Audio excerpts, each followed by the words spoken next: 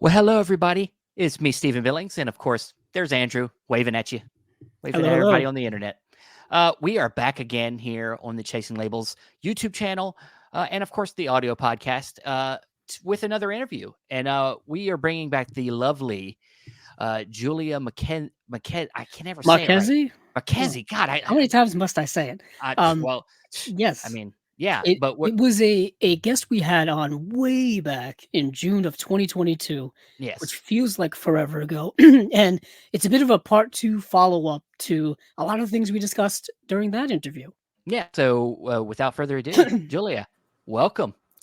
Thank you. Hello. How you doing? Oh, I am peachy keen. How are Good. you? Fantastic, fantastic. I just got done putting the baby to bed. She is still. I see her on video, and she's still awake, but she's nice. She's good. She's trying to get comfortable.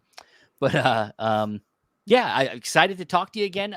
Last time we talked, we were talking about your short film. I know what you need, which is based on a Stephen King short.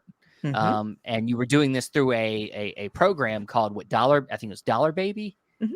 Yeah, and so when we were talking last time, we hadn't gotten a chance to see it yet. But then shortly after, you were able to start finding a way to facilitate it out there, and then we got a chance to watch it. So, how was that experience? Finally getting some eyes on it. Oh, it was amazing. It was actually a bit of a loophole because the contract with Stephen King for this is so restrictive. Yeah, So, just a brief rundown if you don't know what it is, if you're watching, it's just a program that Stephen King had where you could buy the rights to certain short stories for $1 for 1 year. The contract made it nonprofit, non-broadcast, so you couldn't put it anywhere online. It could only be shown in film festivals or private screenings, and it had to be 45 minutes or under. But the bonus is that you have to send a copy to Stephen King to watch so you know he's going to see it.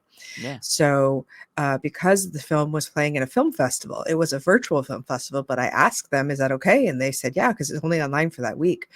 And it was fantastic. And the coolest thing about it was that, when you put anything online, you're kind of asking for it, right? Like the trolls yeah. are going to come, they're going to attack just because they do.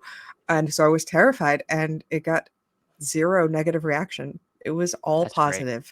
And the great thing for me was that it was not only people who weren't familiar with the story to people who were, severe Stephen King nerd constant reader types like me, who really appreciated all the Easter eggs I put in, and said it really felt like it was kind of a blending of Stephen King and myself, which is, the most amazing compliment you can kind of get. And then, a lot of people saw a lot of my influences in there. De Palma and Romero and Carpenter and Argento and like all those guys. So it made me really happy. Oh, that's fantastic. I'm glad to hear that. It's for something that you put so much and anybody that makes film, you put a lot of time into it. Even a short, it's a lot of effort, and to do it within a year, getting it done on a very minimal, budget, minimal. I'm sure minimal time on location. Mm-hmm. To get all you need done, you have to be very precise and know exactly what you want. And I'll say, we'll get into it here. Me and Andrew got a chance to watch it. I also very much enjoyed this. Not aware of the short story. Yeah. Unfortunately, Yeah. I don't have a lot of time to read. We were saying this on another podcast recently. Wish I had more time to read, but Yeah, I think But on our it's a short story. It's only 30 pages. this one's right. I have no I think you excuse can with make this. it, Stephen. You can I make think it. I can do this. But It's interesting, like you're saying, Stephen, being an adaptation of someone's work who's so prominent. I feel this is so interesting because of his work has been adapted so many times, so many different avenues and all that kind of stuff. For those of you who aren't aware of just the premise of the short story and of the short film, could you tell people, Julia? Yes, so my version at least takes place in 1976 in Maine, and we shot at the University of Maine where the story takes place. So we got to shoot in the actual location, the library and the dorms from the story, which was amazing. So it's about a college girl, and a boy comes up to her in the library and says, "I know what you need," and it turns out to be strawberry ice cream, and then things unravel from there. And so it's interesting because it's a Stephen King love story, which you don't get very much. But it's also a Stephen King love story, so it's going to Yeah. go badly. Yeah, But yeah. I didn't want to. I tried to make Edward not. I mean, he is creepy. He's going to be creepy no matter what you do. You know, it's a Stephen King story. People are like prime for him to be creepy. But I was trying to not go into that right away because I really wanted to make him seem like so dorky and so harmless. And then, you know, it's a very hard role because you have to go from this, you know, supreme dork to romantic lead to scary monster, and do all of those things. So I think Will does a really great job. Yeah. I was gonna say, even for this short, I was kind of looking at the credits of the actors, and they've done some work. There's some, they're not just some like friend, one of your friends you just pulled in and was like, hey, can you act in this short I'm doing? No, you got some credited actors that have done some really good work. And yeah, that's, I mean, how was that process of deciding to go that far with it? As far as casting, Yeah. I knew. I mean, I wanted. You know, I've been making films for a while, and I know that I'm not going to make it if I'm not going to make it 100% professionally. Yeah. So, I went through, and because I was casting East Coast and I live in LA, I had to. What I did was I just basically sent out, because they all had to be college age kids. So I sent out a letter to all of the colleges on the East Coast, basically, and like, can you forward this to your drama department? And Yale said yes, and Harvard said yes, and Columbia said yes, and all of these places said yes. And so Giovanna, who plays Alice, is from Yale. Will and Colin are from Syracuse, and then Caroline goes to USC. So it was just a kind of there was casting's really fun. It's really cool to see people's different interpretations of it. But then also having being an actor as well, the rejection hurts, right? Like, you don't want to hurt anybody's feelings, but it really does give you that sense of, it really isn't about you. It's just like what the director has in their head for it, but it doesn't mean that you've done anything wrong. And so it's kind of neat to see that from the other side. Yeah, that's great. Oh, a little aside, you say casting's awesome. Did you hear about the Oscars now having a casting award? Good. They should. Yeah, I know, right? Yeah. When's the stunt award coming? Exactly. Yeah. Exactly. Everybody's been crying about that award for so many years, and it's they're taking baby steps, I guess, Yeah. getting towards expanding their award ceremony into actual movie production. They spent so much time worried about how long the ceremony is, and not about like trying to make it. Yeah, and they also spent time of like trying to find popular ways to integrate people's attention, where like that's kind of not what the show is supposed to be about, or is about, not the Super or Bowl, ever been about. Unfortunately, it's not the Super Bowl. Not everybody's going to be into you. I'm sorry. Very true. Very true. I did want to ask about, what was it like shooting at the University of Maine? Like how did that come about? Did you have to like ask for permission and all those things? No, she just and then she just show up. I just showed up. I'm shooting here. Thanks. See you guys. It was really, I think that this film is really the power in just asking, because I was like, you know what? I'll just ask. And they were like, sure, come on down. So Rebecca and Will, who work at the University of Maine, are the two of the nicest people, and they really, really, really went out of their way to make sure that we had everything we needed. Everything was running smoothly. We got to stay in Stephen King's dorm while we were shooting. I got to stay in his room, which was bonkers. Creepy. And no, but the cool thing about it is that it looks the same as it would have when he was there, because they have everything's built in, and they haven't, you see the dorm rooms in the movie, they haven't changed anything. So it looks the same. And so that was really neat. And it felt like this weird little like dreamlike bubble, because we were all just staying in the dorm for a week, and then living in this 1970s Stephen King world, and then it was done. And so it felt, but everyone agreed that it felt really magical, and like we had really captured something really special.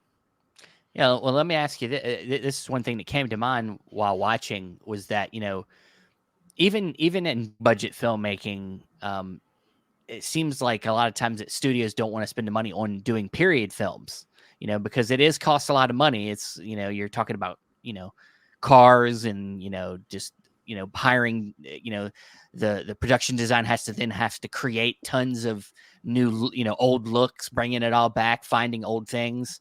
And so how was it, in the sense that, because you're on such a micro budget, recreating the 1970s, how hard was that? I know that some of it was built in, but you still had to dress it up, right? So sure. Yeah, it was actually not so hard, really. I Yep. mean, Tony, our costumer, really did a good job of finding uh, not only vintage pieces, but I also helped out with finding stuff that was new. Yeah. My production designer, Jennifer, is incredible, and we got each other so well. And she got the aesthetic, my aesthetic completely. She's won 2 awards for the production design for this movie, and I think that it's very Nice. well deserved. And then as far as the dorm room, half of the stuff in the dorm room is mine. We just like shipped it from my house because the aesthetic of the movie is my aesthetic, which is why people who know me are like, oh, it's Julia. Like this is what it Ah, is in my head. But then I also was very lucky because I had asked Panavision if I could get a 16 millimeter camera for the film.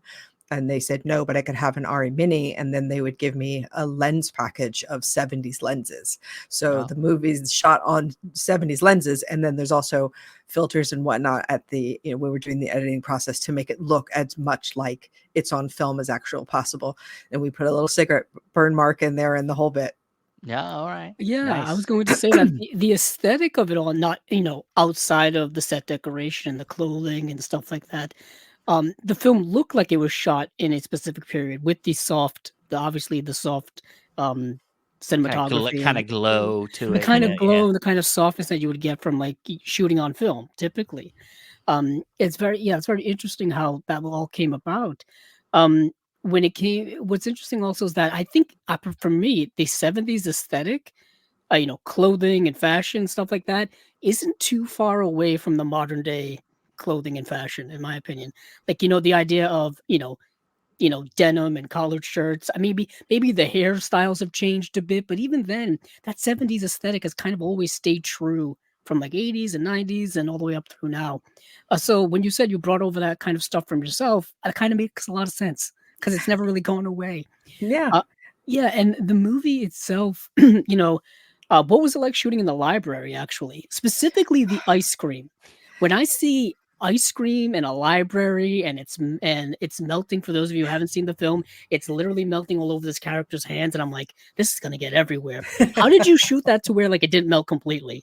Did you have to like run from ice cream place to there? Well, we had to convince the library very hard that we were going to be very careful. It was only going to be on this table. We would wipe it off as soon as it was done. We wouldn't get it on the floor or anything, and we didn't. But we had basically this like big tub. So there's a very cool ice cream place in Orono called Spencer's, and they donated the ice cream to us. It was very delicious. You should go see them if you're in Maine. And there was one take where I didn't stop rolling just because I wanted to watch the disaster unfold, where it just was all over, like it just stopped. It was just like there's just liquid just running down their hands. But it was amazing because both Caroline and Will didn't break at all. Like they were in the scene just with this thing running all down their hand. So luckily our one of the guys, David, went out and got us a new tub of ice cream so we could continue to go. But I hope that it made you hungry for strawberry ice cream. Did it? Probably just ice cream in general. Well, yeah, I honestly, it reminded, like, I just literally finished a tub of strawberry ice cream not that long ago, and I'm like, damn, I'm gonna have to buy some more now. I didn't know. I didn't know you so liked strawberries, Steven. I like a lot of different things, man. Yeah, It's- I mean, my palate for ice cream has always been rather simple. Chocolate, vanilla, strawberry. I guess the metropolitan of my youth. But I've always liked chocolate chip cookie dough. Has been my favorite for the last little while. I don't like anything too chunky. I don't like ice cream. I like to be smooth. I got you. I feel you. Yeah. More like a gelato. A mint Mm. chocolate chip with butterscotch on top kind of girl. See, I like mint chocolate chip, but as long as the chocolate chips are not too chunky. Like Try with butterscotch. Life changing. I know it sounds weird. All right. It's really good. But were you too surprised by the plot of the story?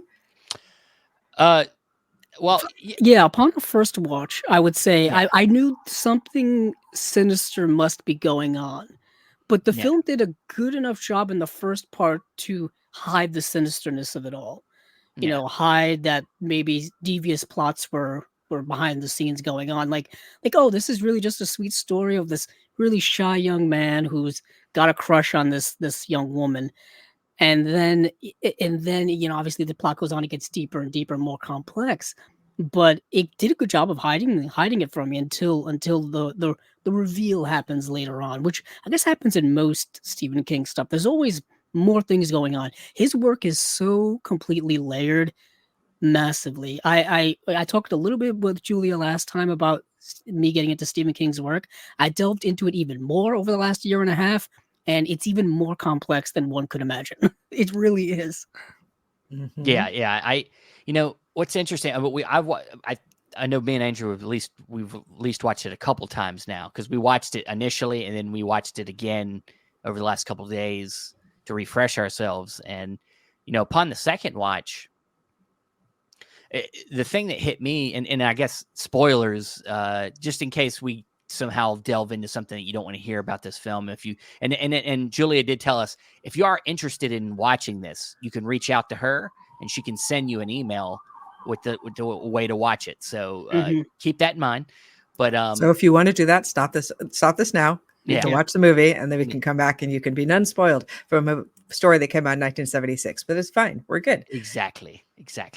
Um, but the thing that hit me also was that, and I know that this character is real. He's there. He's a person. He's been seen by other people. But then there's a part of me that likes to think about this other part of what maybe the character represents, and that is like, and this is how it hit me, was that sometimes what we want in a relationship is not exactly what we need, because this character obviously is reading her mind, knows her thoughts, knows the things that she wants, but Mm, that's not always what makes a good relationship. yeah.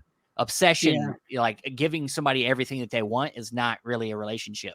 That's kind But of how Yeah. like, could you say no to it, though? exactly, it is. Right. There's a lustness to that.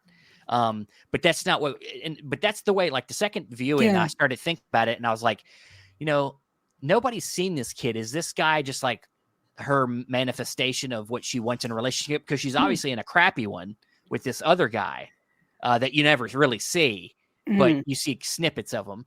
But like, is this just a manifestation of what she really wants?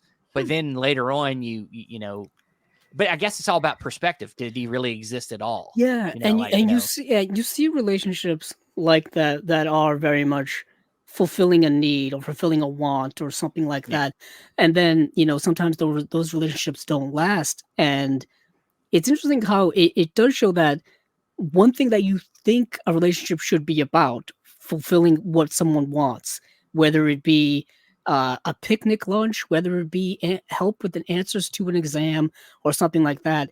There's something still more intangible that you can't quite, quantify, that makes a relationship, specifically romantic, work. You know what yeah. I mean? So, he's trying to do all of the right things in quotes, but those that doesn't feel like there's no like meaning behind it. You know what I Because I mean? think he's such a fuck up is the problem. Mm, Is that if he was a smarter guy with better organizational skills, he would probably get away with it, but he just keeps slipping up. Yeah, And I think that, because obviously I've thought about this story every way you possibly can, and sure. it's, if Edward had succeeded, if he had gotten Elizabeth for the rest of his life, he's stuck in that dork role Yeah, forever, right? He has to put on that voice, he has to put on those clothes, he has to be that person when we see at the end, like it's not who he really is. it's not who It's he not is. how Yeah, he really sounds. So can you imagine, like, what was your end game, Edward? You're just going to be trapped in this role forever? Why would you do yeah, that? and well, I also mean, that's it's something. yeah. It's I'll say it's something a metaphor. that as a person that's a married person, as you're married and or you're in a long term relationship with somebody, you realize that if you're spending all your time trying to just please them, it's not it's not getting you anywhere. It's Like kind of, yeah. It's very one sided. You know what I well, mean? I mean, it's Or and it's not very fair to you. Like very as the true. person Yeah. trying to please the other person, if that's all you're doing, And it's you're like not. you're just fulfilling a role that perhaps is not all that you are. You know what I Yeah, mean? People yeah. are very complex. Because You're you're more than bending over just that. backwards. You're giving more than really maybe you would typically do. Like that. So I think that that's a lot of what's I think I get out of this story, and the way you told it, is that it's, to me, about a toxic relationship. Mhm. It is a story about how it's in the title too. I know what you need. Well, you might know what I need, but you know There's more than that. there's more than just having something. It's about understanding why I need it. or why, Yeah, you know, and for and those of it's you interested in the short story, it is available in the short story collection Night Shift, which is Mhm. Stephen King's like early like short stories that it's in print. I think all of Stephen King's stuff is constantly in print. I don't think No, actually, is there stuff that's not? that is not true. Oh, please He tell me. has he has a movie. I mean, sorry, a book called Rage, Yes. which is a Bachman book, which he has yanked out of print. It's about a school shooter, and it's written in the 70s, when that a time when that was kind of something that you couldn't really dream of, and he thinks I think he thinks it's better that it's not Yeah. there. Although, subject matter aside, I think that the book's actually really good, and I'm sad that it's disappeared. Yeah. But I Well, have it, of course. You can get it if you're a nerd. yeah. Well, yeah. yeah. If you have the money and you have access to eBay and places like that, you can track pretty much anything down. But yeah, that does make a lot of sense. Sadly, fiction has become reality in many situations, including school shootings. But just getting into kind of your background in Stephen King's work, I think we talked a little bit about it last time. Well, I was gonna say we don't have to I don't go we have to all rehash that, rehash right? everything. You know, we want people to go back and watch our first Yeah, Stephen actually King. go back and watch that if you haven't. Yeah. I just needed a way in which to update our viewers as to my journey through Stephen King. But I guess this Well, is not about let me me. ask you this: Did you Yeah. ever I don't know if we asked this the first time, but did you hear from Stephen King after something like this? Did you get a note from him like "job well done"? Oh You know, or man, so, that's the dream, right? I mean, yeah. because that's the whole thing, right? Is like Frank Darabont made one of the first dollar babies, and then Stephen Wow. King was Yeah, like, I "Hey, didn't know you that. Yeah. kid," and Yeah. then he went on to do, of course, The Mist and Green Mile and Shawshank. I do know that Stephen King saw the trailer. Okay. He said the trailer was very professionally done, it looked good. But as Good. far as the film, I don't know. So he's contractually obligated to watch it. Whether or not he does, I'll never know. Yeah. You dream of the note, but not. But I feel like all I really want from him is for him to see the dorm and be like, "Hey," like That looks that. familiar. It just enough where I think how could he not be fascinated by it being where it's set? I think that that's kind of the big draw of the film. Um, did you like the kind of color mood shift at the end of the film? It was definitely different. I wouldn't say I wouldn't say I disliked it or you know, I was somewhere in because it was definitely a radical change Mhm. Mm. to the color palette throughout the rest of the film. Was it But inspired by Giallo? I feel like It's I was partly going to say you said Argento is yeah, yeah. once you yeah. mentioned that, I'm like, there's the influence right there. Yeah. The main influence is De Palma. So that was Okay. supposed to be, my whole in my head, it was like, okay, an after school special meets Brian De Palma, and what does that look like? So Phantom of the Paradise was the movie that I showed my editor, that I showed my DP Alex, and really was like, okay, this is what I want it to look like. And one of the things I love about De Palma are his split screens. So there's a lot of split screens, especially at the end, although we do have some earlier in some of the montages, because there's I really wanted it to look like it was from the 70s and not someone modern trying to do the 70s. So I looked at a lot of 70s films and aesthetics and editing techniques. Yeah, I mean, you definitely did your homework, and I'm sure that's something Stephen King has to appreciate when he watches this, if he hasn't Mm. already. Yeah, because Is the people say temp, they see like a creep show thing as well, which I was like, I hadn't really intended that, but because creep show's so brightly colored, yeah, that's kind of a thing as well. yeah, that That like makes sense. brightly lit horror, like that. Mhm. It's different. You're used to a Stephen King story or any kind of horror story being darkly, kind of in the shadows, but this one is out in the open, and it's out, and that's what I think is, interesting about this story is that it's something that can happen to anybody, even though, Mhm. of course, that the element of the story that's, Right. I guess, supernatural is not, The you know, supernatural element is, unique to but fiction. change that and make it into a stalker guy, and Yeah, it's like you it's know a what, very similar Steven? You're story, reading my mind. Yeah, Because upon a rewatch, I was thinking about how it pertains to, modern day context and modern day, relationships and things like that. I was thinking of, how there are red flags and green flags that people look at in people. Um, for someone like Edward, it feels like he's always given off red flags that that the other character doesn't see. but her roommate does see it. Like she's Hmm. the one like trying to tell her this whole time that something may not be right that's going on. And I feel like that's a very modern thing happening all the time where you have friends who will tell you about a significant other, or if you're starting a relationship with someone that they'll be forthright with you and being like, yeah, I know this may mess up our friendship, but I don't like this person and I can't quite figure out why. I feel Yeah. like that was very much in there. Yeah, that's a good friend to do that, right? To put your friendship on the line for something like that. And I think you're right. I think everybody has had that experience where someone tells you about something, you're like, I don't know. That seems a little bit weird. But we were talking about in the story, when they finally open Edward's closet at the end, he actually has a Necronomicon in there, which in 1976 would have been a Lovecraft reference, but now is an Evil Dead reference. And I was Yeah, like, yeah. oh, that'll be weird and confusing to people. So I took that out and the voodoo section out and so I subbed in Andrew McGee's push power from Firestarter, which is why he has the nosebleeds. So I Yeah. remember when we were on set, and there was one day when Edward came over to me, and he's like, he could have pushed Alice once. That's all it would have taken. And he didn't think of it. Like it's that non-organizational, like thinking kind of thing. He just isn't, he's just so laser focused on Elizabeth. He doesn't think about the boyfriend or anything else. Yeah. Yeah, and there's certain kind of references to other Stephen King work, like you just mentioned with Firestarter. I noticed that there was a Derry name drop in there as Mhm. well. Of course, Castle Rock. Castle Rock was Yeah. name dropped in there as well. You know, There, these fictional places from Stephen King's work. oh, there's a bevy of Easter eggs, my friend, a bevy. Nice. There, and for the constant readers in there, even on Edward's jacket, you have 3 references alone. um like they drink the soda that they're drinking is called Nazala Cola, so we had those labels specially I made up. didn't even notice that. So Nazala is in the Dark Tower universe. There's kind of parallel universes, and how you're in a parallel universe that looks very similar to ours is instead of Coca-Cola, they're drinking Nazala Cola.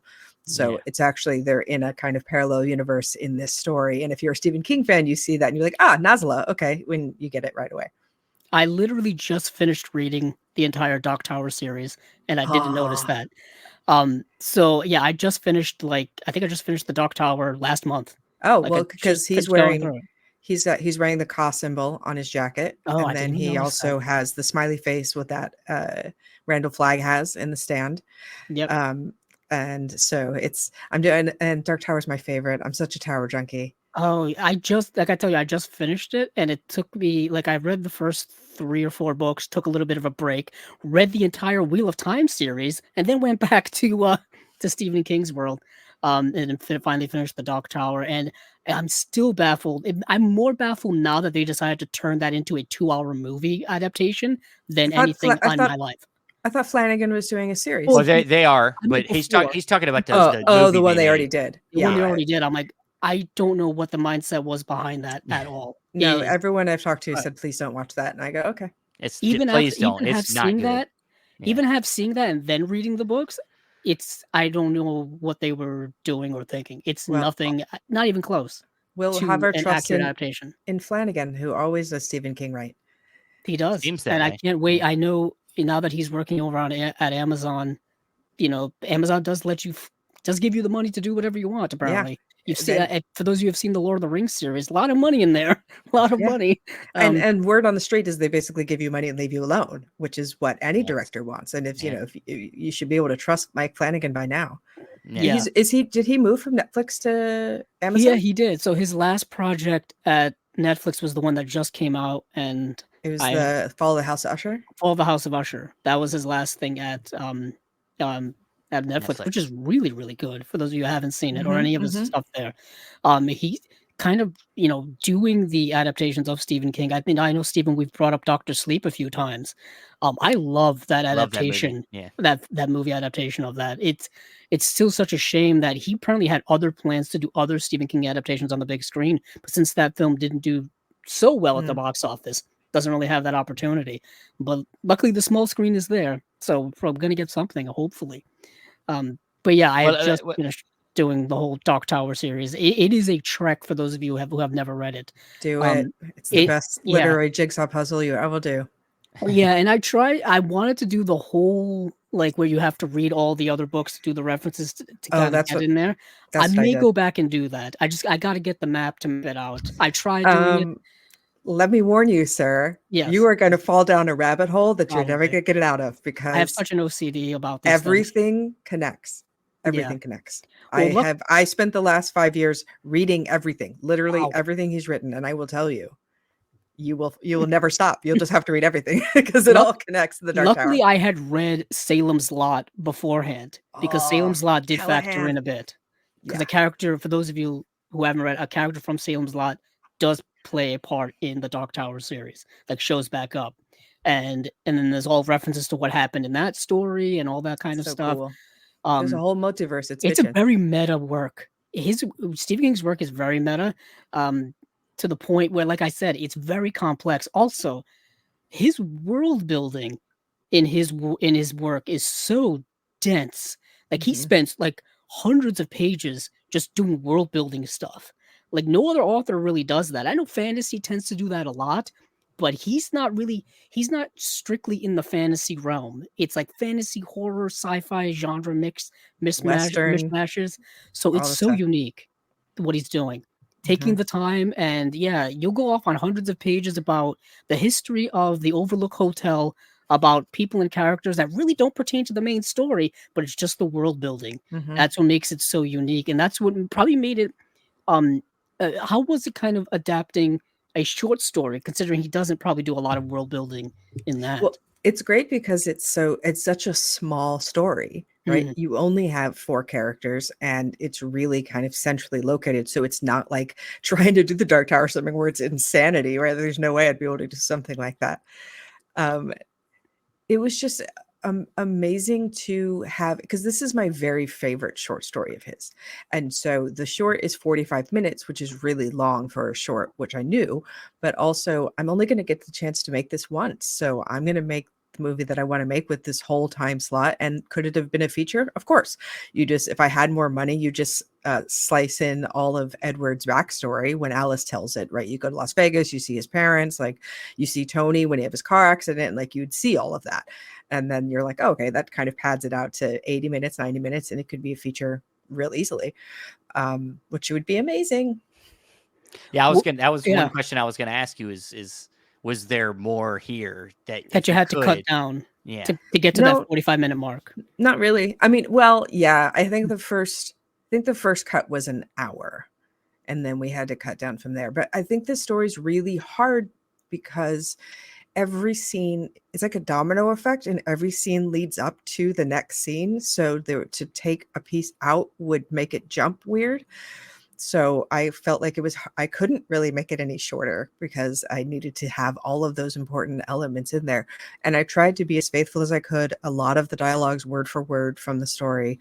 The only things I really altered were Edward's pushing power. And then at the end of the story, when Edward gives her his whole speech about, like, you know, never find somebody that knows you better than me, et cetera, et cetera. Elizabeth doesn't say anything.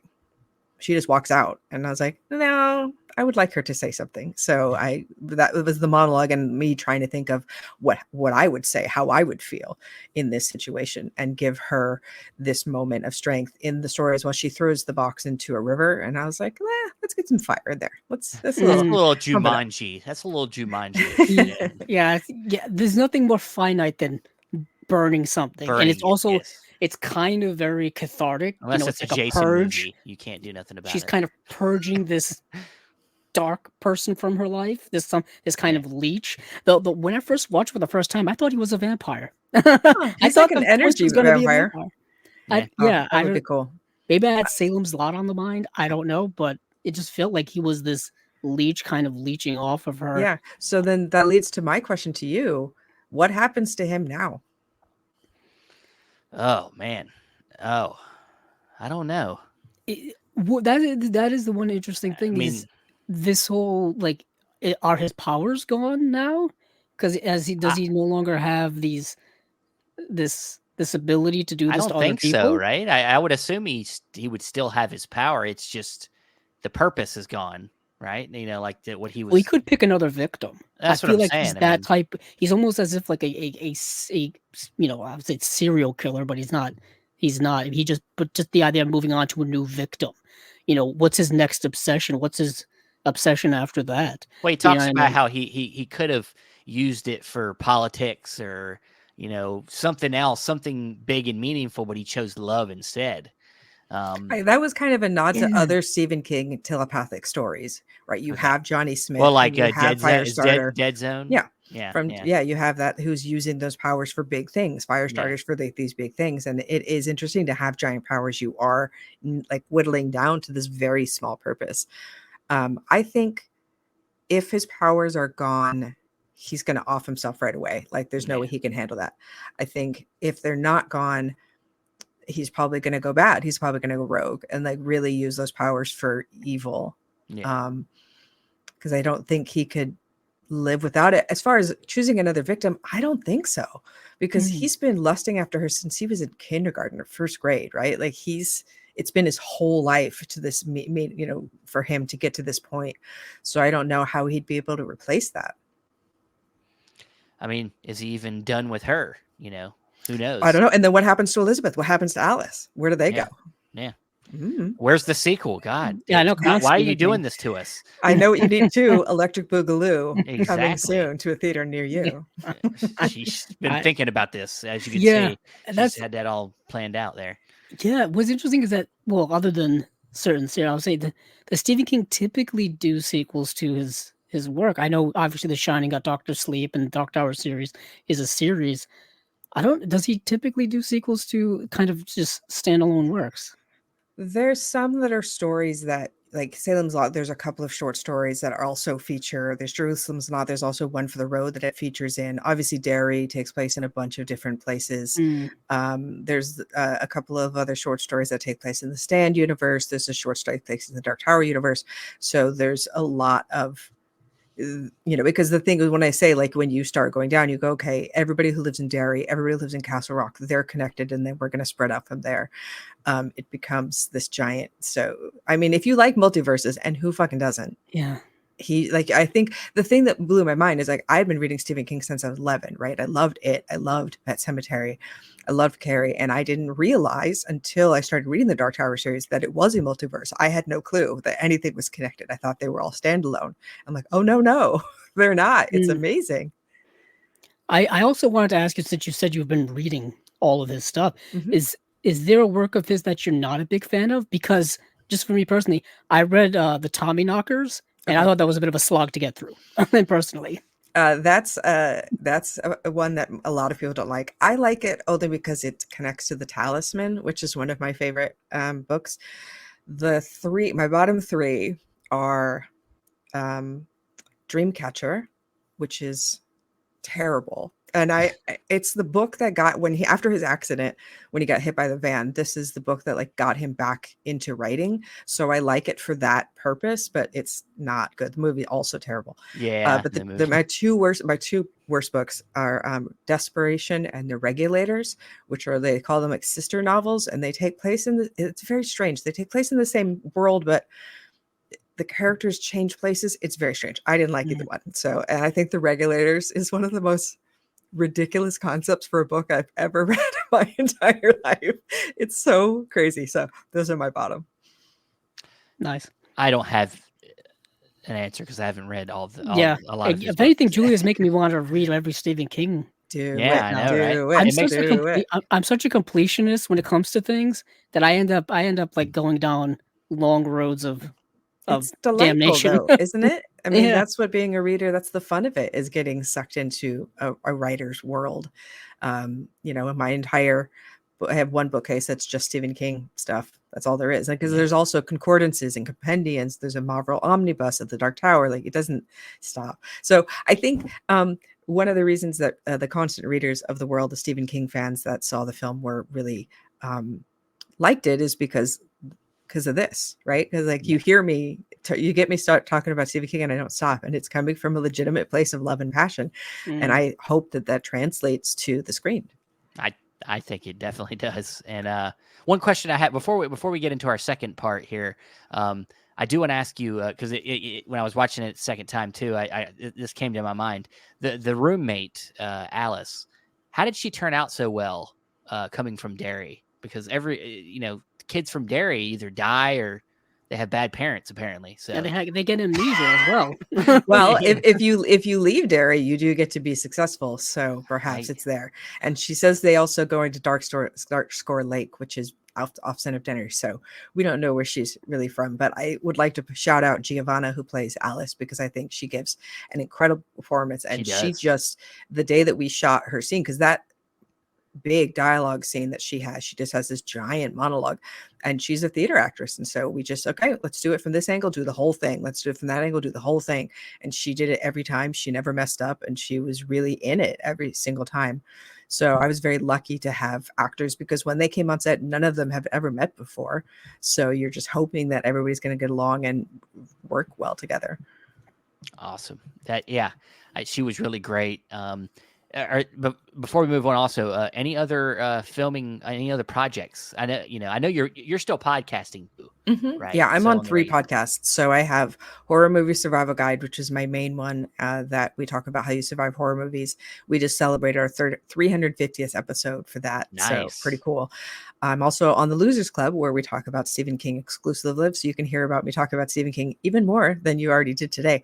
And then I also have one called Jodorowsky that's all about Alejandro Jodorowsky and his works. We're talking about the Techno Priests coming up.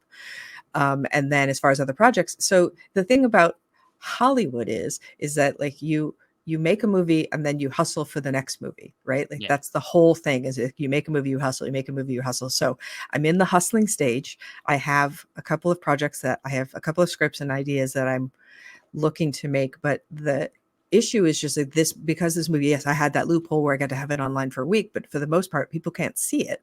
Yeah. So you can only use this as a calling card to say, this is what I can do. Do you like what I do? Do you want to see what I can do next? And it's the creative part's easy. It's the money that's the problem. So if you have money and you like what I do, let me know. Please, ask her for this, the short film, so you can see what she can do and make a decision, because she did really. I think anybody that can make what you made on such a small budget has the skill, has the foundation to make other great stories. So please, thank you. Anybody out there, give Julia, give Julia we do a chance. also want to mention before we do transition, Stephen, that the program that Julia used in order to make this, kind of is ending. Mm-hmm. Well, yeah, we somewhat brought that up. Yeah.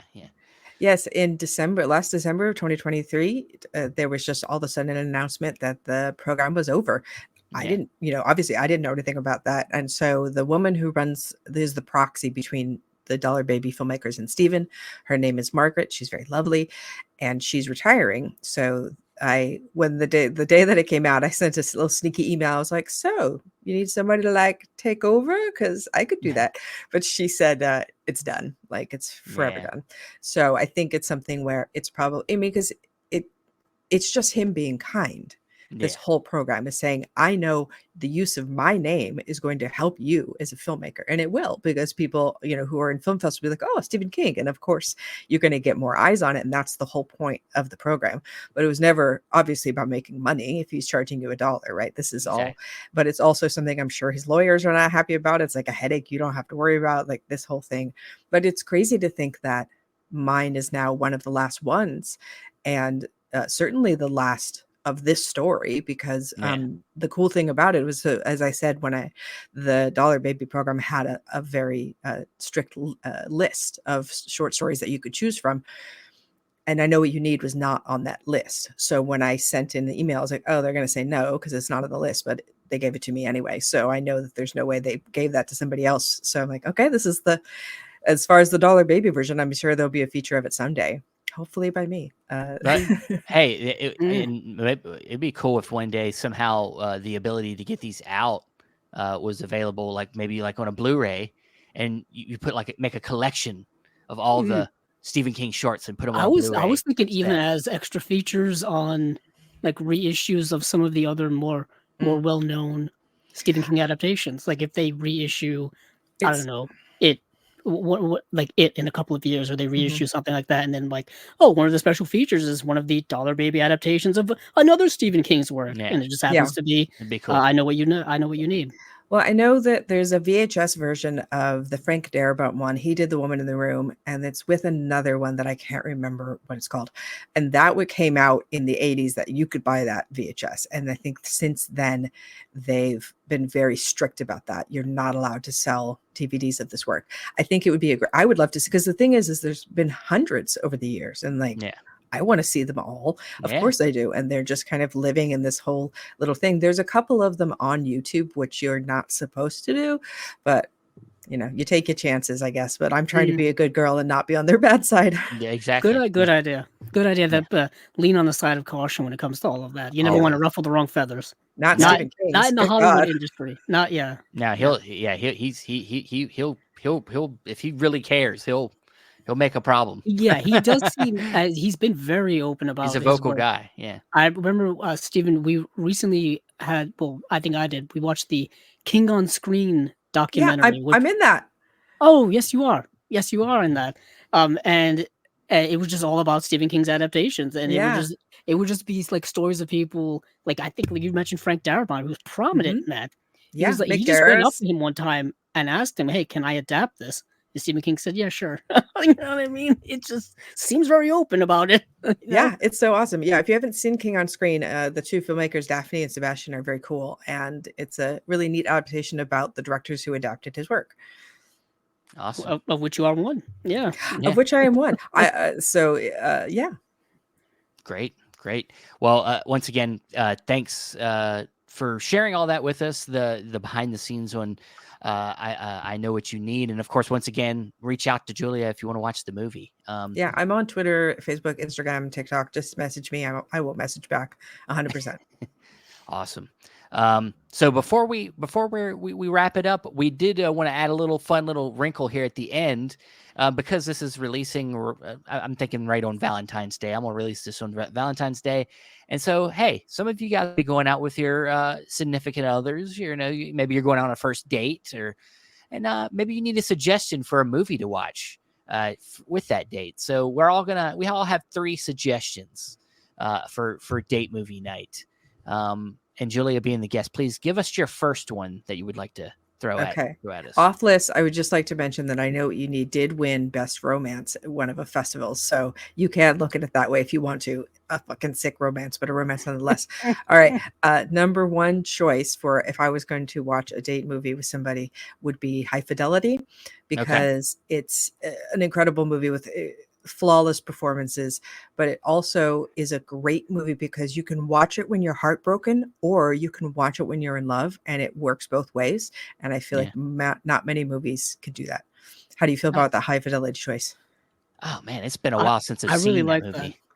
that. I'm honestly, I probably haven't seen it since closer to when it first came out. I think I Watch it.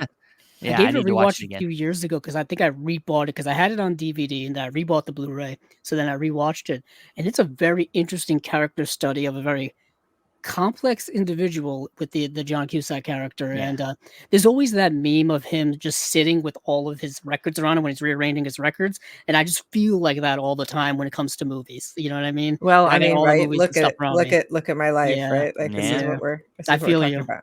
I'm literally I got mounds of them all around me, like even in front of me. So I feel that all the time. And if A you very- haven't read the book of High Fidelity by Nick Hornby, I highly recommend it. They translated it from England to Chicago for the film, but I think the film does Yeah, an and excellent job. The film is, I believe, directed. Is that Stephen Frears? I believe that's the director. Don't know. I'm sorry. Yeah, I know. I have to look it up, or else it's gonna bother me. But there was a Hulu series with Zoe Kravitz, Oh kind of taking yeah. that. It was only one season, then it got canceled, but it was brilliant, and it took that whole concept and kind of switched it from a male to a female perspective, but played it out really, really well. Like you were able to get even more deeper into that movie, and it is Stephen Frears, and John Cusack, Jack Black is in the film as well. One of Lisa my Bonet. favorite performances of his. When he awesome. takes out the Bob Dylan album, and it's Blonde on Blonde, I think. It's great. so many great moments in that movie of like just an old school movie, but still relevant in its themes. Yeah. Mhm. Old school in the sense that it's very set in the 90s, so it feels very 90s. Awesome. Good pick. I'll go ahead and say I'm I don't know about you, Julia, but I kind of did three. Like when I picked my three, I picked three different types of movies because everybody considers certain different types of movies to be like perfect for watching with a girl or a boy, whatever. But Sure. so the first one I'll go kind of along with what your pick is, something more in the sweet drama / something that's a little bit more on that level, and that is a movie called About Time with Oh, About Time's great. Domhnall Gleeson, was it Rachel Bill McAdams? Nye. Bill Nye plays Domhnall Gleeson's father, and I love it because it is got a romance at the center of it, but it's also like a movie about like how time is precious and how you can't let it slip away from you, and there is this whole like kind of fantasy angle where he has this ability to go back in time and fix things if he wants to, but like there's like roles and things, and then eventually it catches up to him and he realizes how precious time really is. And like and the performances is so genuine, and it is a tearjerker to me. Even for me, every time I watch it, it gets me by the end of the movie. So I like that. I like that movie very much. Can I tell you about one criticism of that movie? Okay. Why did the men never tell the women? They're in the dark the whole fucking movie. I'm like, what are you Well, doing? that was the role. Why? I don't know why. Well, he does tell a sister near the end. He does tell a but sister. that never tells Rachel McAdams. Just He like, doesn't, oh, no. I'm gonna have this Yeah, giant and secret from her you. life is so radically changed because of the time. Well, I mean, the thing is jumping. most of the decisions and why he does his going back in time is because of her. So I guess he feels like if he told her, then it would ruin it. I don't know. Probably Yeah. would. But yeah, I know. It's one of them things where it's like, well, what things could be different if he just. But that's part of I think what he learns in the story as he gets older, he starts to realize he shouldn't use it as much. So then I remember near the end of the film, he like starts saying like, well, I went a whole year without using it, I would go nuts with that power. Yeah, Man, I would go It'd be back too and fix tempting. so Too many tempting. things because it's one of those alternate timeline things where I'm like, okay, I made this choice, but there's alternate timeline Julia that made that choice. And then if you think about this, like infinite concurrent realities happening at the same time, and you feel like you didn't miss out on anything because everything's happening everywhere all at once, right? Yeah. But I feel like the ability to go back and fix mistakes, oh my God, that'd be amazing. Yeah. As someone who overthinks every situation all Same. the time, Yep. It would be such a dangerous power to have. Like I would be abusing the heck out of it. Yeah. But for my pick, I'm gonna go a little more not quite supernatural like Steven, I guess, with the whole time jump thing. I'm going with Love and Basketball. It was a movie I had seen on so many people's like favorite romance films for so long, and a few years ago, I finally bought it, added it to my collection, and gave it a full watch. And it is as endearing as they say it is. It's one of those that does live up to the hype. And for those of you who don't know, it's basically about two friends who grow up are pretty much around the game of basketball. They're both highly talented individuals about basketball, and the film is both their individual journeys along that path, but also how it intertwines and is interwoven within one another because of the game of basketball. And there is a romance of them coming together when they're young, falling in and out of love, in and out of relationships, and kind of just going through the journey of life and how life is a very long journey from the time when you're very young to the time when you're, in your adulthood. And it can take many paths that'll bring you back into people's lives and out of people's lives and back in again, romantically, friendships, acquaintances, all those things. And I think it's a really, really solid film. Came out in the year 2000, directed by Gina Prince Bythewood.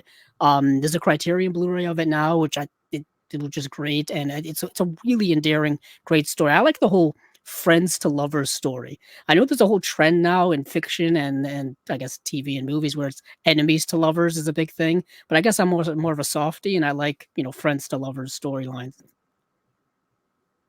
Yeah, you've seen that one, Julia? I have not seen that one. Oh, Add it to my list. Add it to the list. All right, Julia, please tell us your second pick. My second pick is Harold and Maude. directed Oh, I by thought you were gonna say Harold and Kumar. No, Harold and Kumar. Go to White Castle. That is my second pick. No, Harold no. and Maude, directed by Hal Ashby, which I think is one of the most unusual romance movies. I think it is a movie that the first time I saw it in film class, and I was like, "How did this movie get made? This Yeah. seems like this movie could not have gotten made, and yet it did, and it's perfect." And I think everybody who sees it, I think the great thing about it is everybody who sees it comes out appreciating life more and really feeling joyful about life. And I think that's a very rare thing to have. I feel that every time I watch it, I'm like, okay, yeah, let's go out and fuck shit up. Have Yeah, you two seen that one? yeah. Oh It's yeah, it's such a film school staple, it I is. think, Yeah. or It even like is. a cinephile staple. Criterion. Wait, Criterion's Yeah, got it. Criterion's put it out, Paramount's put it out. Yeah, Hal Ashby is such a I love Hal unique Ashby. Yeah. director. Being There is another Being one There is with I love Peter that movie. Sellers. Being There is great. Yeah, it's such a unique love story, and it has such a timeless message, like you said, of like fulfilling, life. You know what I mean? Like, Mhm. all that kind of stuff. It's got a great soundtrack. The Cat Stevens song is iconic Yeah. all time. It just and it's so darkly such dark humor in it. The character is at one point he just hangs out in cemeteries. You know what I mean? It's so dark, such dark Yeah. humor in it. It's Going to brilliant funerals film. for fun. Yeah. I feel like Bud Cort's performance and Ruth Gordon's performances are so incredible. And I feel like it's just such a movie about, you can fall in love with somebody that's so different than you, right? Like, she's obsessed with life and he's obsessed with death, and she's 80 and he's 21. And to me, I'm like, that doesn't seem weird to me. I'm like, yeah, I buy Mm. it. I recently, this is a strange aside. I recently watched this movie with Jodie Foster and Peter O'Toole called Svengali, where it's the Svengali story. And she's trying to be a rock star. And he's like, you kid, you got the stuff. And then he's trying to make her like this big star.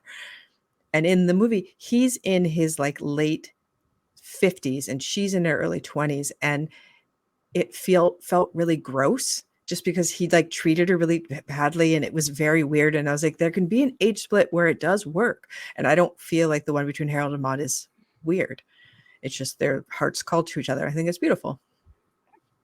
Yeah, there are a lot of stories like that. I think of Stephen, you probably don't know the movie. Is it Love in the Afternoon? I believe it is. Is that a Billy Wilder movie? With the Billy Wilder film. Yeah. Where it's similar to the Love in the Afternoon from '57 with Gary Cooper and Audrey Hepburn, where it is a very much a relationship like that, where it's young Audrey Hepburn and older Gary Cooper, probably one of his last roles, I think. And they have a romance. I would hit it up with Gary Cooper no matter how old he was. Yeah. That man. You're not the only gorgeous. one I've seen have that sentiment. Yes. Coincidentally, the next Stephen, I was gonna go, but you can go. I had a whole segue there. Skip but me. never mind. Just I screw had an your Audrey segue. Hepburn segue there, but Oh, he's got a segue. The thing is you set up your own segue. So I did. That doesn't count. So my next one is I guess you could say my popular movie pick, but I still think it's a little bit of an under the radar movie, and that's Warm Bodies. Yeah, Nicholas Hoult for the win. Yes, love Nicholas Hoult. He's always, he's gotten so popular. He's gotten more and more in the mainstream, but he always tends to find like the weirdest roles to do. Something like this, or his little part in Mad Max, or Renfield. I mean, he's so amazing in The Great. I think he always goes 100%. That's what I really like about him. And I feel like if you're not going to go 100% as a zombie, it's not going to work. Exactly. Yeah, we got to talk to Chris McKay, the director. Nice. Of Renfield. It was one of the best. Yeah, it was awesome. And just talking to him about all of his work and stuff. And of course, working with Nicholas Hoult, Nicolas Cage in that film. I had to say something. I had to bother him about Nicolas. Yeah. I had to bother him about Nicolas Cage a lot. But yeah, Warm Bodies, it's at the time when this came out, Walking Dead was like the biggest thing ever. And, so this was just another zombie thing, but then they do a nice twist on it, with the romantic angle where the zombies, he's becoming more alive as he's starting to fall in love with this girl, this girl that's still alive, that he meets. And it's got a nice take, interesting, different take on the zombie genre. And and like you said, the performances and Teresa Palmer's and John Mhm. Malkovich's in it, playing a military guy, and it's a fun movie, and I think it's one that I think when you're with your date, it's something you can laugh at, but then there's also gross moments and stuff, and Fantastic. yeah. It's like Romeo and Juliet meets zombies. You know what I mean? Mhm. That's kind And of I'm the way I sure always that's how look they at it. pitched it. I'm like, The way I okay, pitch it to guys, people. I got it. Romeo and Juliet plus zombies, sold, money. Yeah. There you go. Yeah, it's interesting. Like I feel like all the great horror stuff all comes in waves. There's a wave of popularity. Like zombies were really big in like the 2010s, vampires as well, and then they go away and it comes back again. And I feel like that was in during that time. Well, I Yeah. feel like there's always like a big tentpole one that kicks off the Right. imitators. I think with zombies, it was definitely 28 Days Later, which just Yeah. completely changed the whole scene. And people are like, oh, zombies, great. But then they can never quite get to that level. I guess it's the same as like Night of the Living Dead, right? You're going to try to get to, you're like, yeah, you can't get to George Romero's level though. Yeah, he's got Very true. he's got a perspective that not everybody has. They the thing is most of the time studios, they look at the wrong thing of why something's popular. They don't really understand what it is. They look at the Right. surface and they Well, like start, then they also kind of overuse it to the point where of people course just they get milk sick it. of it, They and milk Right. it. just move Yeah. on. Yeah. I know that movie was directed by Jonathan Levine, who did one of my favorites, 50-50. I believe Yeah. that was the movie he did after that. Oh, he did Warm Bodies after 50-50. But I guess my pick, which I set up an Audrey Hepburn segue earlier, I was was gonna say, yeah, it'd be cool if Audrey Hepburn played one of the roles in this movie. I But guess. speaking of Audrey Hepburn, and I I was know. gonna I can't segue really. you. There you go. I gotta like go back and I gotta go back in time, like in About Time, and like set up that segue again. There you go. But the movie I'm choosing is Roman Holiday. Nice. Just a film that I've been endeared to it for so many years. It's it was a movie that was just pure magic from the moment I saw it until till this day. Directed by William Wyler from 1953, one of Audrey Hepburn's first films that she Mm. was ever in, I think. Kind of a breakout role for her. She plays most appropriately a princess who decides to kind of escape her royal obligations. She's a princess for some fictional country and she's doing a tour of Europe doing her royal duties.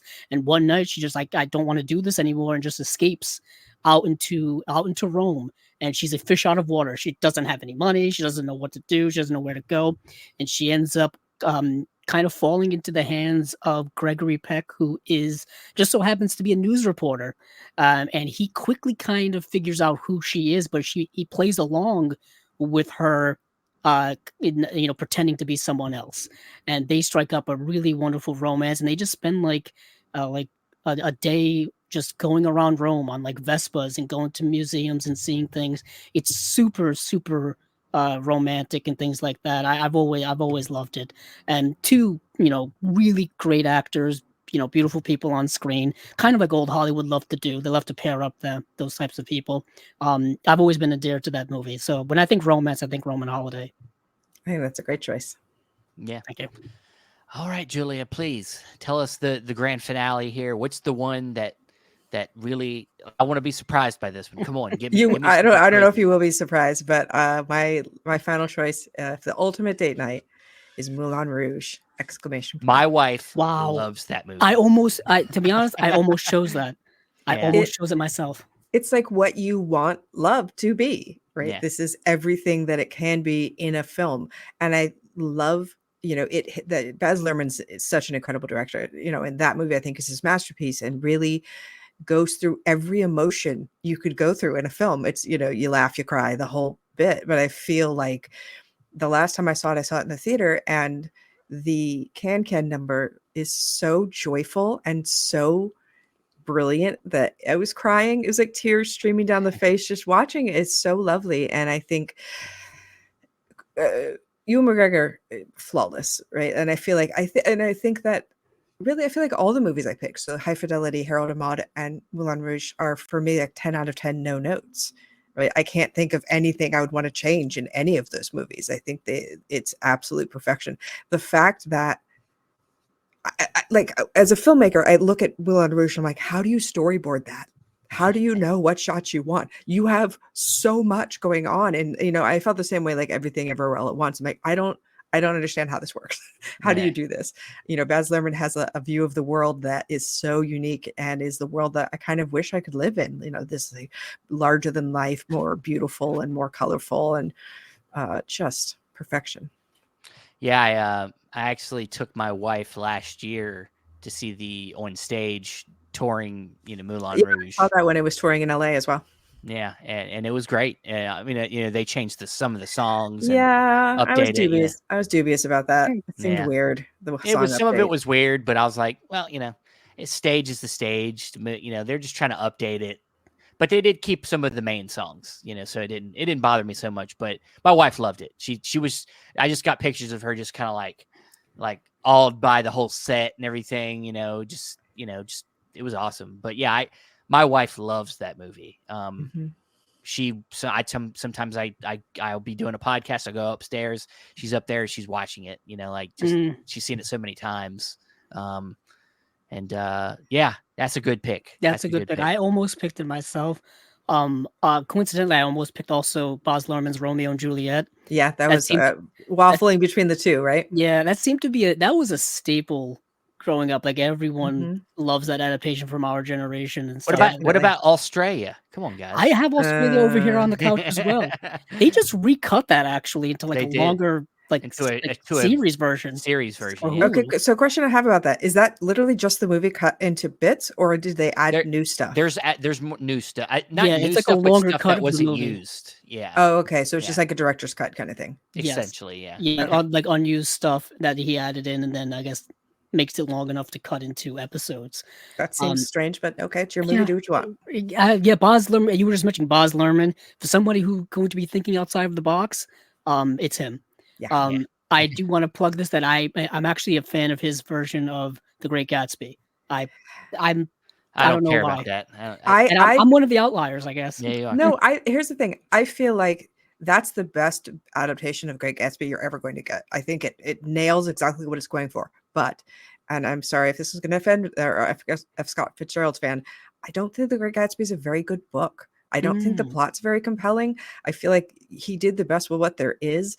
I think it's weird to have it be from the side character who's not very interesting instead of the actual characters who are very interesting. I think it's a strange story. So I feel like he did what he could, but the story itself it is almost feels like when you adapt that, you have to not switch focus from Nick Carraway, but you have to focus on the more exciting things, which is Jay Gatsby and sure. Daisy's relationship and things And like I get that. it's like the outsider looking in. I get it. But Yeah. wouldn't the story be more exciting from Gatsby's point of view or Daisy's point of Probably view? would. It would take away the mystery, I guess, behind the great Joe. Who is Gatsby? What's his backstory? What's his deal? Why is he throwing such lavish parties and he doesn't even he's there, but he's not really present for them. So you have the first third of the book from Nick's point of view, and the second third from Gatsby's point of view, and the third from Daisy's point of view. Mm-hmm. There you go. There well, you go. All I got to say on the matter is that I don't typically like movies about boring rich people. So they're not boring. They're throwing good parties. That's the thing is though, they're it throwing only like goes the so most far. lavish parties you'll ever see. Like party. it's the I mean, roaring 20s. who? I mean, the Baz Luhrmann's parties. Those are the best parties on screen. Why would that's the party I dream of? Yeah, I wouldn't want to be there though. I'd be like, oh, this is inconvenient. This is too much. It's interesting. Well, yeah, it's supposed to be too much. If anything, Never enough. It's a critique of the times, I guess. Okay, but here's the thing: like people, because we, obviously had to read Great Gatsby in high school and break down the whole thing, and like, oh, these people are so superficial and they're just spending money and frivolous when there's stuff in the world going on. But they also just came out of World War I and the fucking flu pandemic, and having gone out of a pandemic ourselves, we're like, they can party a little bit. It's okay. Celebrate life. It's all right. You're not being like this frivolous nonsense. I get it.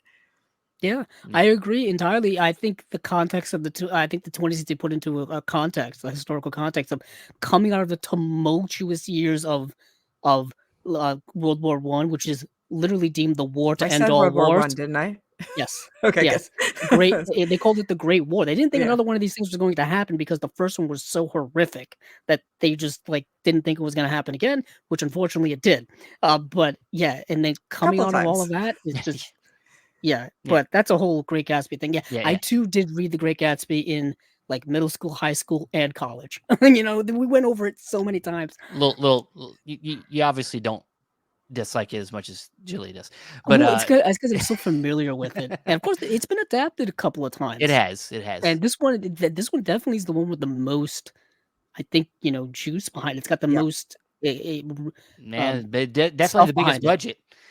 You get Very much DiCaprio. so. You get DiCaprio. You get the You biggest do budget. get DiCaprio and Carey Mulligan and Yeah. everyone in there. And Yeah, Tobey very good. Maguire is kind Well, of perfect for Nick because he's so milquetoast. And you're like, yeah, yep, I was just gonna that say, if guy. you want to get as plain as you can get, you go with Tobey Maguire. Yeah. Yeah. But for my final one, I'm gonna go You gonna with. let me? You gonna let me go? No, you know what, Steven? You just Yes, keep I am. skipping Damn over it. me like I'm not here. I'm so You used to know, going second. That's why. Chaos. Just no, I there's no know. order. There's no rules. You know what happened is Apparently. I've got the wrong 20s in my head, and I'm just going crazy. I'm at a Gatsby party now. Well, you know what? Go ahead and go. Go ahead and go. Okay, I'll go then. Yeah. No. Yeah. Go ahead. Go ahead. Okay, I'm gonna do Before Sunset. Nice. Oh, the That's a whole good one. series. The whole series. Yeah, We can't talk about the whole series. I Andrew. could have chosen the whole series, but it's kind of cheating. And I know. guess I almost chose that as well because I'm that's pretty so- much the perfect example of It is. love in the first cinema. film is the one I go back to the most. Like I rewatch it almost nearly every year now. I know people love Before Sunset.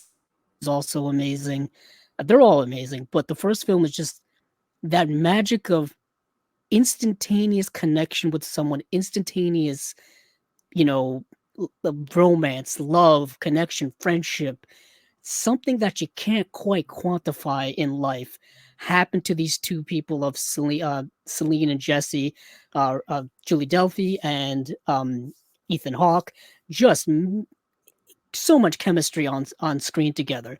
I mean, and you just learn about the making of that movie and how they just rehearsed it and rehearsed it and rehearsed it to the point where they get it right. And they get it right to the point where you don't even think they rehearsed it. You think it's improvisation because it's so natural. Yeah, so that's what perfect. true acting is, right? Where you just you don't like, realize it.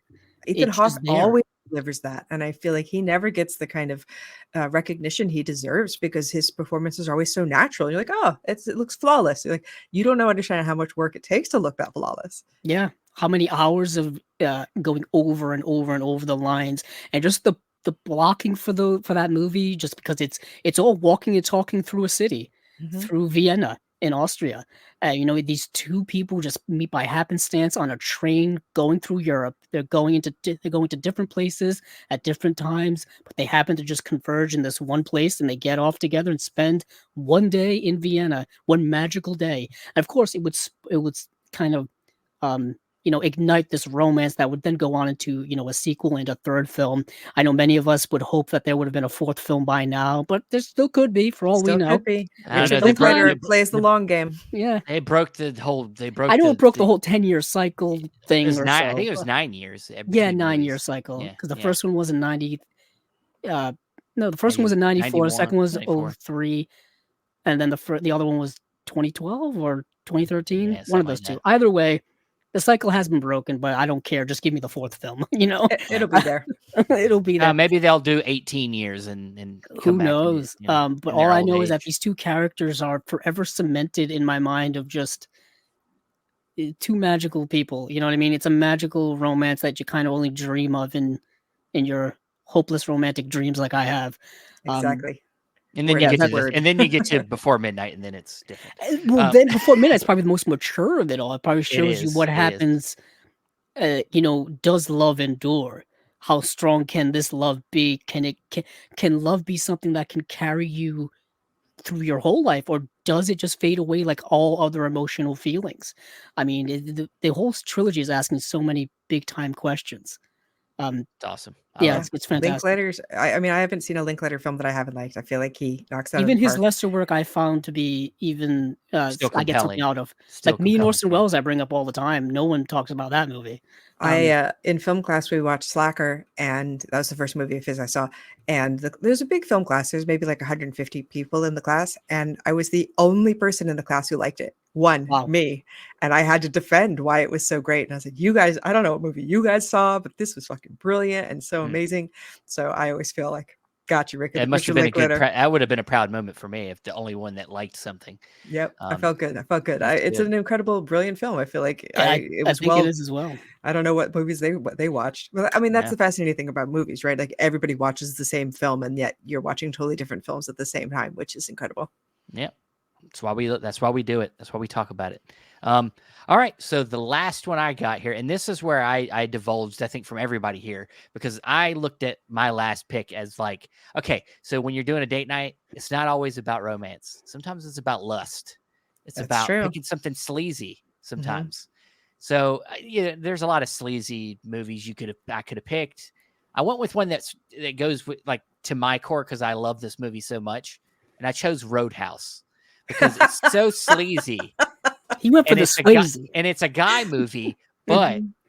it's a movie with Patrick Swayze in it, Who girls love. and they Mm. love Patrick Swayze. They love Sam Elliott in his prime, Mhm. where he was like, he He has got the that long voice. hair. Yeah. And then there is a lot of like there's nudity, there's sex scenes, there's what's the actress's name? I'm blanking on her name. But she's a nurse, and then her and Swayze hook up, and it's like it is a guy movie, but it's like a movie I think women they get into it because it's like bars and drinking, and it's all sweaty. Everybody's sweaty, and it's like I think a girl that like is maybe feeling it. You want to get her going. You throw some Swayze on. Swayze will always get it done, man. That man, he is so sincere. Yeah. And so there's so many movies that I like to do alternate universe casting for in my head, and Patrick Swayze almost always slots in. Almost always. I'm like, he would kill it. He would kill it every He would have been time. a great Tony Stark. No, I was kidding. Well, my big No, one no. is Xanadu. Is like if you put Patrick Swayze in Xanadu and take Michael back out, that movie is a killer. He had that. He had a presence that not every movie he did was great, but like he was always like awesome at like I just whether it was Point Break or even Dirty Dancing. It's not my favorite thing, but I know a lot of people love Dirty Dancing, and I mean even that movie he did Black Dog where he played a truck driver. I'm like, well, fuck yeah, he's a fucking truck driver. Of course he is. It's Patrick Swayze. He's got that. Or he's in Roller Boogie, or I mean, I'm Yeah. sorry, Skate Town USA. My bad.